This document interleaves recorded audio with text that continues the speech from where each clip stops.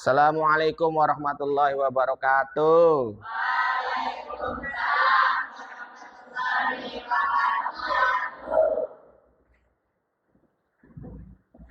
Apa kabarnya hari ini? Baik. Semuanya sehat? Sehat. Sudah pada sarapan? Sudah. Siap untuk belajar hari ini?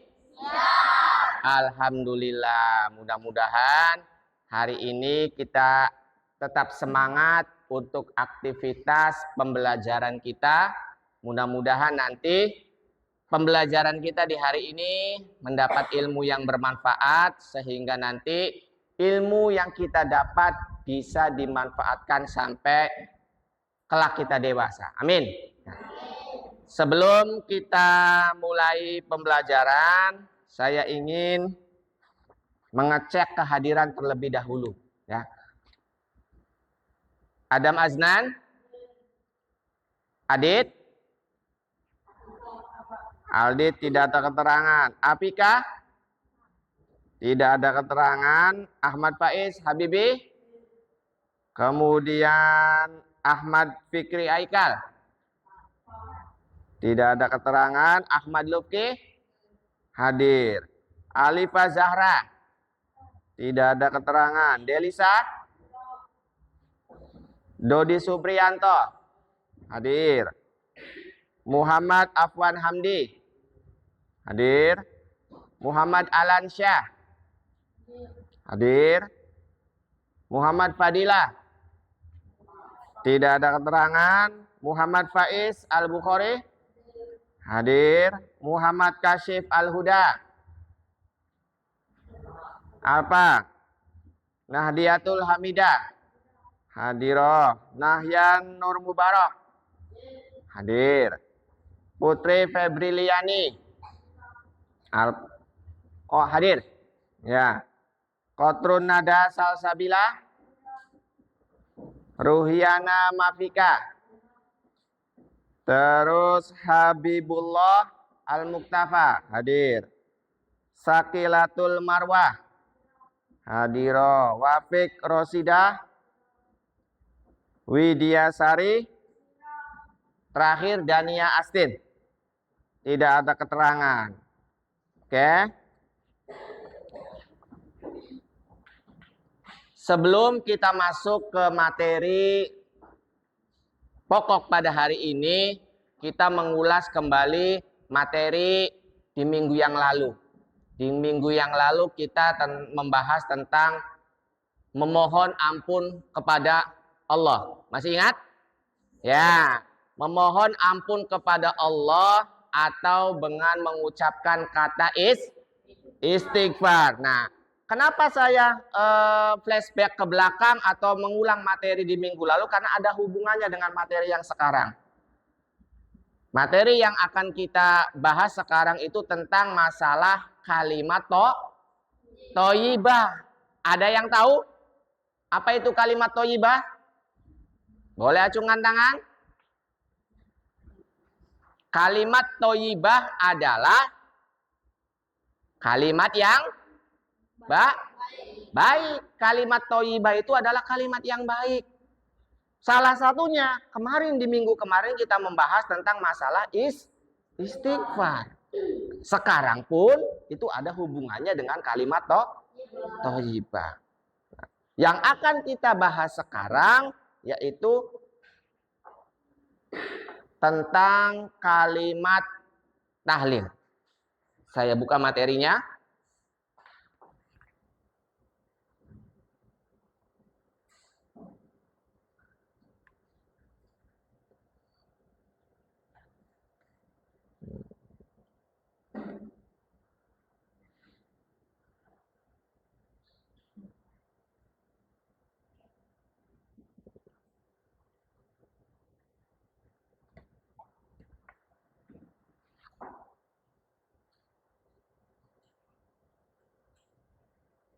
Nah, ini materi yang akan kita pelajari hari ini tentang tema Allah Tuhanku. Saya yakin kalian yang di sini itu sudah pasti Tuhannya adalah Allah.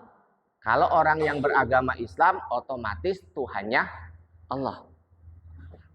Kalau misalkan orang yang beragama lain, ya beda lagi. Kita jangan hiraukan mereka mau bertuhan apa, mereka mau percaya kepada siapa, terserah. Yang penting kita berpegang teguh dengan agama Islam, berpegang teguh dan yakin bahwa Allah itu adalah Tuhanku.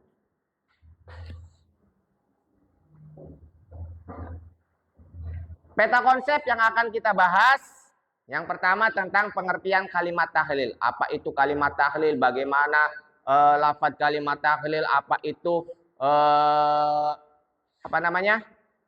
arti dari kalimat tahlil? Itu nanti akan kita bahas. Kemudian yang kedua tentang manfaat kalimat tahlil. Banyak sekali. Kalimat tahlil yang akan kita bahas, yang akan kita ucapkan itu nanti manfaatnya untuk apa? Buat apa? Apakah nanti bermanfaat di dunia ataupun nanti juga bermanfaat di akhirat. Kemudian tentang penggunaan kalimat tahlil. Kapan kalimat tahlil itu akan kita gunakan? Kapan akan kita baca seperti waktu kita membahas tentang istighfar. Kapan kita membaca istighfar? Ketika melakukan kesalahan, ya kan? Ketika kita melakukan kesalahan, otomatis membaca istighfar. Kemudian ketika berzikir setelah selesai sholat dan sebagainya, itu juga mengucap kalimat istighfar. Begitupun nanti kapan kita akan menggunakan kalimat tahlil, nanti akan kita dibahas di sini. Kemudian yang terakhir tentang hikmah kalimat tahlil. Hikmah itu artinya manfaat. Kalau kita selalu mengucapkan kalimat tahlil, manfaatnya itu untuk apa sih? Kita mengucapkan kalimat istighfar kemarin, manfaatnya bisa dihapuskan dosanya, ya kan? Kemudian mendapatkan ampunan dari Allah, dan yang paling utama itu akan masuk ke dalam surganya Allah. Nanti kalimat tahlil pun ada hikmahnya. Buat apa kita harus mengucapkan kalimat tahlil? Nah, nanti akan kita bahas. Selanjutnya, nah ini ya, pengertian kalimat tahlil. Kalimat tahlil adalah bacaan kalimat tauhid, yaitu la ilaha illallah, yang berarti tiada Tuhan selain Allah, tidak ada zat yang patut disembah dan ditaati kecuali hanya Dia, yaitu Allah Subhanahu wa ta'ala. Nah, di sini dikatakan bahwa kalimat tahlil itu kalimat tauhid. Jadi kalimat tauhid itu kalimat yang mempunyai keyakinan di dalam diri kita, kepercayaan di dalam diri kita tentang apa? Bahwa tidak ada Tuhan kecuali Allah. Kita sudah yakin, seyakin-yakinnya bahwa tidak ada Tuhan yang mengatur alam semesta, yang mengatur segala isinya ini kecuali Gusti Allah. Jadi jangan menghiraukan si agama ini mempunyai Tuhan ini, si agama ini Tuhannya, biarkan saja. Yang penting kita di dalam hati yakin bahwa Tuhan saya adalah Allah. Tidak ada Tuhan kecuali Allah. Di dalam surat Al-Ikhlas ayat pertama pun dikatakan bahwa qul huwallahu ahad. Bahwa tidak ada Tuhan yang patut disembah, tidak ada Tuhan yang patut dipercayai kecuali Allah. Kemudian tidak ada zat yang ditaati. Ditaati itu artinya dituruti. Makanya ciri-ciri orang yang bertakwa itu adalah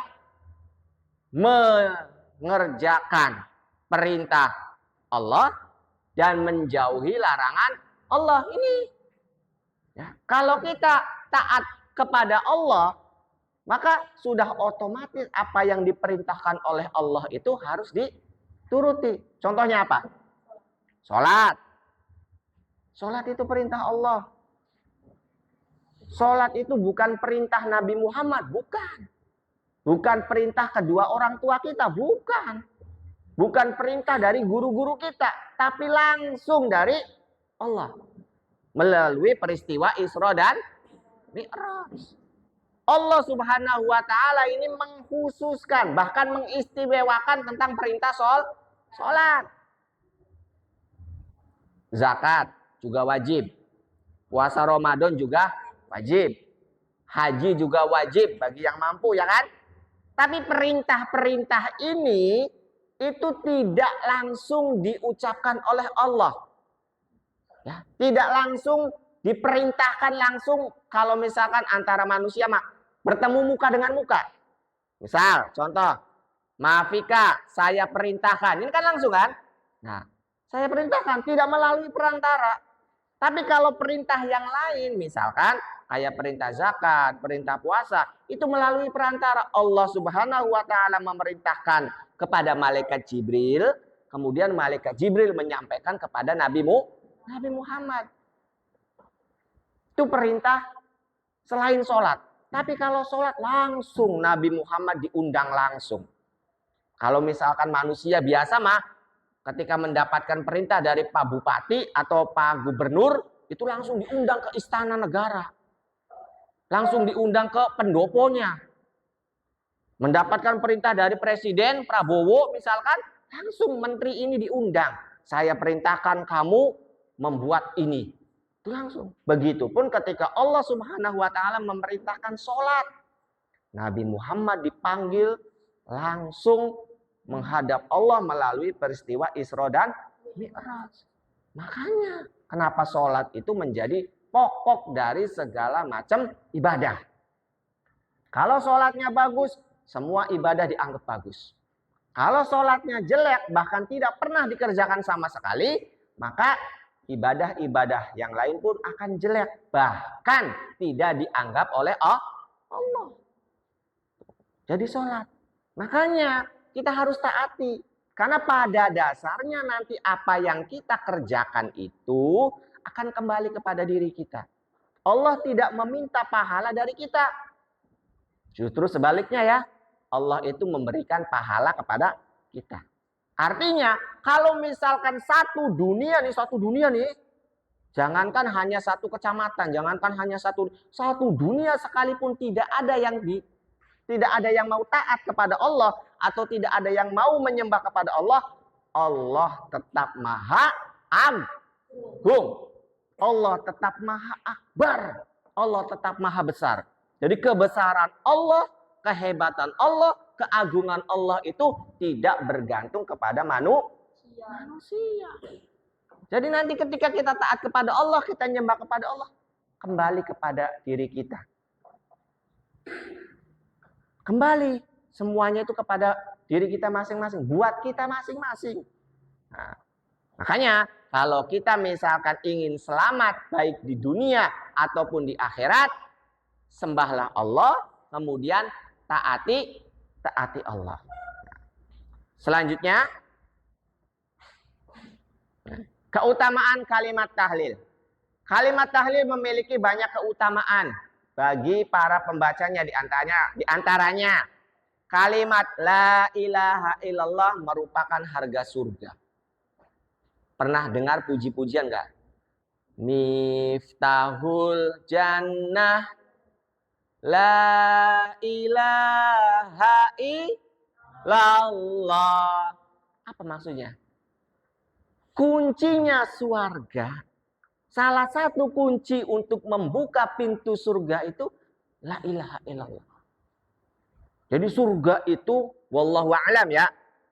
Kata Nabi Allah Muhammad, surga itu memiliki banyak pintu. Dan manusia itu nanti boleh masuk dari pintu-pintu yang ada di surga. Salah satu pintunya itu bisa dibuka dengan kata la ilaha illallah. Misalkan kita masuk ke pintu A, kuncinya itu la ilaha illallah. Kita masuk ke pintu B, kuncinya bisa lain lagi. Kita masuk ke pintu C, kuncinya bisa lain lagi. Jadi dari sekian banyak pintu, itu salah satu kunci untuk membuka salah satu pintu yang ada di surga, la ilaha illallah. Perbanyak zikir la ilaha illallah, insya Allah ketika kita sudah ada di alam akhirat, kemudian sudah menghadapi satu pintu yang besar, kita ucapkan la ilaha illallah, pintunya akan terbuka. Pak, apakah nanti kita ingat ya ketika di surga kalimat tersebut? Pasti. Apapun yang kita baca di dunia, apakah itu kalimat tahlil, apakah itu sholawat, itu nanti akan diingat. Ya, akan diingat. Kemudian kalimat la ilaha illallah adalah kebaikan yang paling utama. Jelas. Banyak kebaikan yang bisa kita kerjakan. Dan yang paling utama itu mengucapkan lafaz la ilaha illallah. Kemudian kalimat la ilaha illallah adalah pelindung dari siksa api neraka. Ya. Kalaupun nanti misalkan naudzubillah min zalik ya, naudzubillah min zalik, kalau misalkan kita nanti masuk ke dalam nerakanya Allah terlebih dahulu sebelum kita masuk ke surga, ini salah satu penolong kita. Jadi walaupun kita ada di dalam neraka Allah, naudzubillah min zalik, mudah-mudahan kita semuanya penghuni surga, amin. Nah, kalaupun nanti kita dimasukkan ke dalam neraka, ini bisa menjadi pelindung kita nanti. Jadi tidak akan terasa panas. Tapi wallahu a'lam, ya, yang penting kita sebagai manusia hanya berusaha. Yang terakhir, kalimat la ilaha illallah menunda kiamat. Nih, ini. Ya. Kiamat itu adalah rahasia Allah, ya. Kalimat. Kiamat itu adalah rahasia Allah dan bisa datang kapan saja. Walaupun ada tanda-tandanya. Salah satu penunda supaya kiamat itu tidak cepat terjadi ketika kalimat la ilaha illallah, ketika lafaz la ilaha illallah itu masih ada di mulut manusia. Jadi ketika nanti kiamat itu sudah mendekati puncaknya, itu nanti di alam dunia itu tidak ada satupun manusia yang mampu mengucapkan lafaz la ilaha illallah. Boro-boro mengucapkan, boro-boro mengucapkan di mulut, di dalam pikirannya pun tidak ada. Nggak ngerti, nggak paham. Di dalam hatinya pun nggak kepengen mengucapkan lafaz la ilaha illallah. Jadi insya Allah kiamat itu masih akan ditunda. Kiamat itu masih akan jauh ketika lafaz la ilaha illallah masih ada di mulut manusia untuk diucapkan. Selanjutnya, hikmah kalimat tahlil. Ya, hikmah kalimat tahlil yang pertama, meningkatkan keimanan seseorang muslim. Kemudian yang kedua, sebagai usaha bertobat kepada Allah. Selain kata istighfar ya, selain kalimat istighfar untuk kita memohon ampun atau bertobat, juga bisa menggunakan lafaz la ilaha illallah. Kemudian sebagai pengingat bahwa akhir dari kehidupan kita di dunia ini adalah kematian. Semuanya ini, kita semua yang hidup di alam dunia ini adalah calon mati. Segala yang bernyawa, segala yang mempunyai nyawa itu pasti mati. Pak, apakah malaikat mati? Malaikat pun mati. Apakah setan mati? Setan pun mati. Apakah binatang yang paling besar? Binatang yang paling besar itu adalah dinosaurus. Buktinya mati dinosaurus. Sudah punah. Gajah masih kalah besar dibandingkan dinosaurus. Dinosaurus saja bisa mati, apalagi gajah. Jadi segala yang bernyawa yang ada di alam dunia ini pasti mati. Pasti. Dan lafaz la ilaha illallah itu sebagai pengingat kita. Makanya kenapa ketika kita mengiringi jenazah kan anak ha?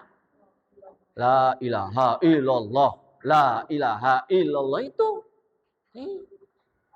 untuk mengingatkan bahwa orang yang ngiringnya, kita yang ngiring si jenazah itu juga akan mengikuti suatu saat nanti kapan kita bakal digotong sebagai mayit atau sebagai jenazah.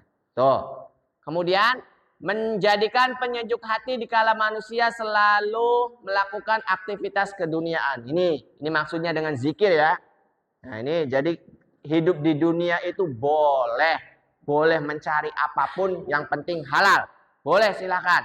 Tapi harus selalu diingat bahwa tujuan akhir kita adalah akhirat.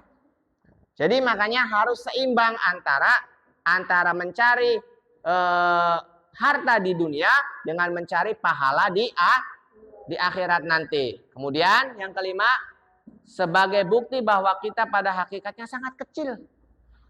Sangat kecil. Tidak memiliki apa-apa, senantiasa membutuhkan Allah. Pernah melihat di YouTube nggak? Ukuran bumi itu seperti apa? Dibandingkan dengan ukuran planet-planet yang lain. Pernah kan? Nah, planet yang paling kecil kita ketahui dalam pelajaran IPA itu adalah Merkurius, ya, yang dekat dengan matahari. Kemudian baru Venus, baru Mars, kemudian Bumi. Nah, bumi itu kita anggap sebagai hal yang besar, benar nggak? Karena kita hidup di bumi. Tapi ketika orang yang sudah naik ke atas, ke antariksa, itu bisa melihat bahwa ukuran bumi itu dibandingkan dengan ukuran planet yang lain kecil.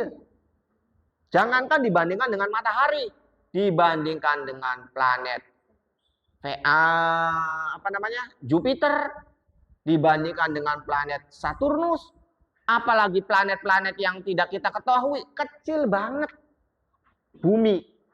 Buminya saja sudah kecil, apalagi penghuninya. Kecil banget, cilik pisan. Kalau kata orang Indramayu mah. Kecil banget. Jadi apa yang kita sombongkan? Apa yang kita banggakan? Kekuasaan Allah, kebesaran Allah, kekayaan Allah itu lebih besar daripada segala-galanya.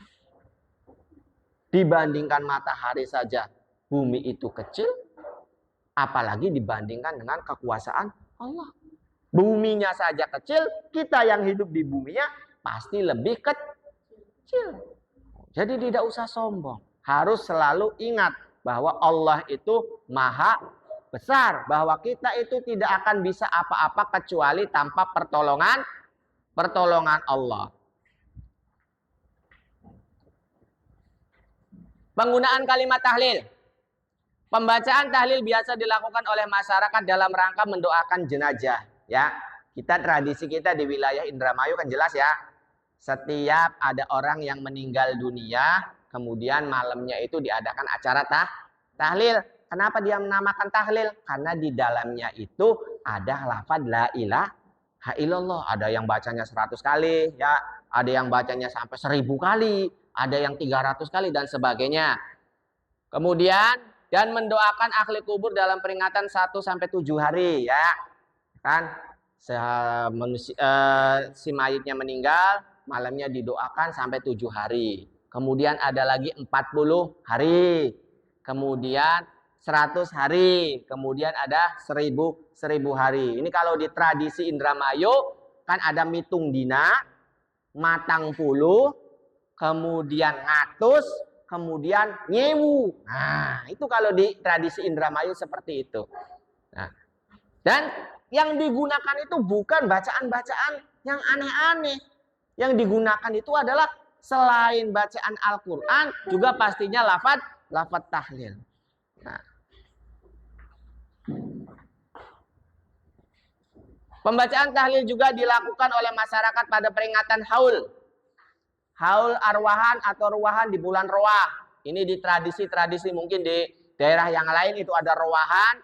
Kemudian akhir Sya'ban. Ada yang akhir Sya'ban, kalau kita itu umumnya itu di pertengahan Sya'ban. Ngaji Yasin 3 kali ya. Di bulan Sya'ban tuh, di bulan Roah sebelum menjelang puasa. Nah, kalau di wilayah daerah yang lain, mungkin di luar Indramayu itu ada. Jadi setiap di akhir Sya'ban ada acara tahlil. Kemudian di akhir Ramadan juga ada acara tahlil. Saat kumpul keluarga arisan. Nah, biasanya ada arisan-arisan tiap bulan. Itu sebelum dikocok arisannya, itu biasanya diadakan tahlil dulu. Umum ini di wilayah kita juga ada. Kemudian selamatan perkawinan, juga itu ada lafaz tahlilnya. Jadi Pak lebihnya sebelum mengijab kabulkan kan pasti membaca kalimat syahadat. Itu kan ada lafaz la ilaha illallah.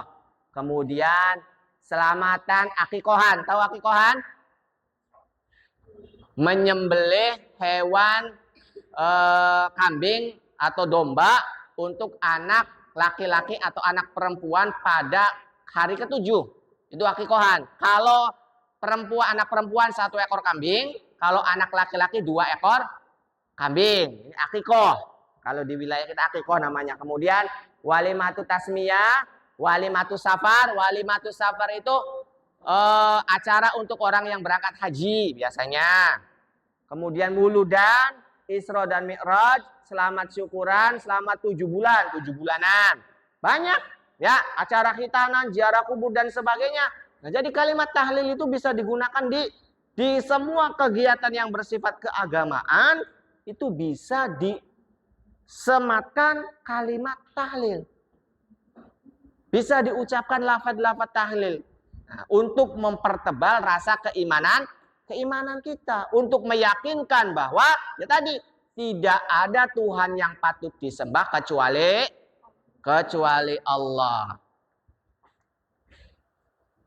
Kesimpulan dari materi awal sampai akhir tadi, membaca kalimat tahlil atau zikir dengan ikhlas, dengan penuh keimanan, memiliki manfaat yang sangat banyak, seperti menjadikan pelindung bagi kita atas siksa api neraka. Ini kesimpulannya ya. Nah, tolong perhatikan. Ini kesimpulan dari materi awal sampai akhir, bahwa dengan membaca kalimat tahlil dijadikan sebagai zikir, maka akan menjadikan pelindung bagi kita atas siksa api neraka. Percayakan adanya neraka? Percaya adanya surga? Percaya adanya alam akhirat? Percaya adanya hari kiamat? Nah, ini kalau kita percaya terhadap hal-hal tersebut, maka kita pun harus percaya bahwa salah satu penyelamat kita itu adalah kalimat tahlil. Nah. Oke, nah itu materi kita pada hari ini tentang kalimat tahlil. Mudah-mudahan apa yang saya jelaskan tadi bermanfaat. Kemudian apa yang saya jelaskan tadi bisa diambil hikmahnya, bisa dijadikan sebagai pelajaran bahwa kita hidup di dunia ini hanya sementara, ya. Tujuan kita adalah kehidupan yang ada di akhirat, dan salah satu penyelamat kita nanti supaya di akhiratnya itu tidak tersesat adalah dengan memperbanyak zikir. Salah satu zikirnya itu menggunakan kalimat tahlil. Oke, terima kasih. Untuk pembelajaran hari ini saya cukupkan sekian. Marilah kita akhiri pembelajaran hari ini dengan bersama-sama membaca hamdalah. Alhamdulillahirabbil alamin. Sebelum kita pulang, marilah kita bersama-sama berdoa dengan membacakan surat Al-Asr.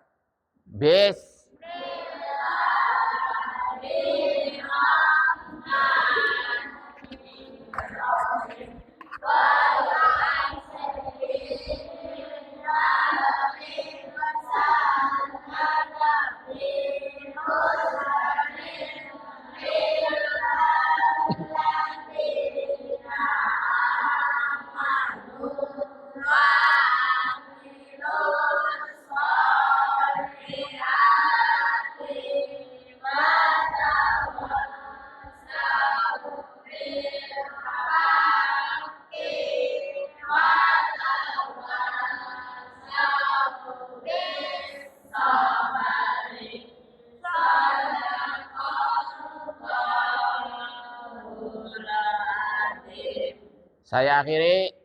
Assalamualaikum warahmatullahi wabarakatuh. Waalaikumsalam warahmatullahi wabarakatuh. Silakan.